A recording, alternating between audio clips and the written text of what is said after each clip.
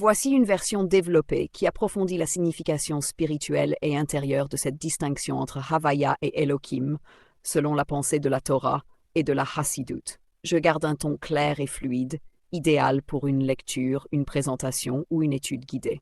Les noms divins, Havaya et Elohim. Dans la Torah, le Créateur est appelé par plusieurs noms. Ces noms ne sont pas interchangeables. Chacun révèle un aspect spécifique de sa manière de se manifester dans le monde. Parmi ces noms, deux occupent une place centrale, Havaya, le tétragramme, et Elohim. 1. Le nom Elohim, la nature et le voile. Le nom Elohim exprime la manière dont Dieu anime le monde à travers la nature. Il correspond à l'idée de mesure, de limite, de loi, les cycles du temps, la physique, la biologie, les lois du monde matériel. Tout ce que nous appelons nature est en vérité l'expression du nom Elohim. Mais Elohim n'est pas seulement la source de la nature. Il est aussi le voile. Le mot Elohim a la même valeur numérique 4-6 que le mot Ateva, Teva, la nature. Cela enseigne que la nature cache la divinité comme un vêtement dissimule la lumière qu'il contient. Ainsi, l'homme qui observe le monde sans y chercher Dieu peut croire que tout fonctionne par soi-même selon des lois naturelles indépendantes. Les sages des nations, explique la Torah, reconnaissent que Dieu a créé le monde, mais ils s'arrêtent là. Pour eux, le Créateur a établi des lois, puis le monde suit son cours. Leur perception s'arrête au nom Elohim, un Dieu qui crée et ordonne, mais qui se cache dans le système naturel. 2. Le nom Havaya, au-delà de la nature. Le nom Havaya, formé des lettres Yahwa, exprime l'être éternel, celui qui était, est et sera simultanément. Il symbolise la transcendance absolue de Dieu, au-delà du temps, de la matière et des lois de la nature. Havaya n'est pas limité par la création. C'est l'infini, la lumière divine pure qui fait exister le monde à chaque instant.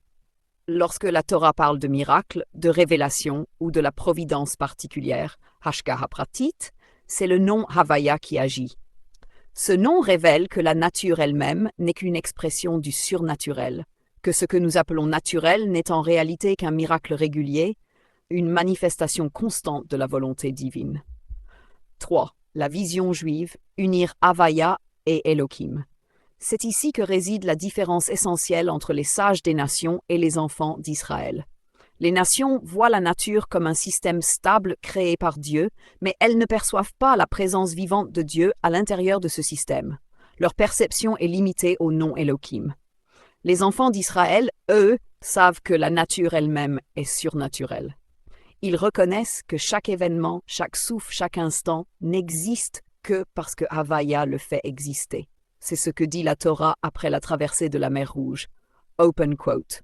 Et ils eurent foi en Havaya et en Moshe son serviteur. Ce n'était pas seulement la reconnaissance d'un miracle, mais la compréhension que tout même ce que nous appelons nature vient de la même source, Havaya. Close quote.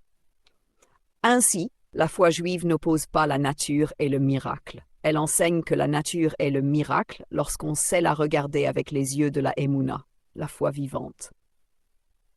4. L'unité des deux noms. Dans la Kabbale et la Hassidoute, on enseigne que le but du service divin est d'unir Havaya et Elohim, c'est-à-dire de révéler dans la nature Elohim, la lumière de Havaya. Quand un juif agit dans le monde matériel, mais avec la conscience que tout vient d'Havaya, il fait tomber le voile du nom Elohim et révèle que la nature elle-même est divine.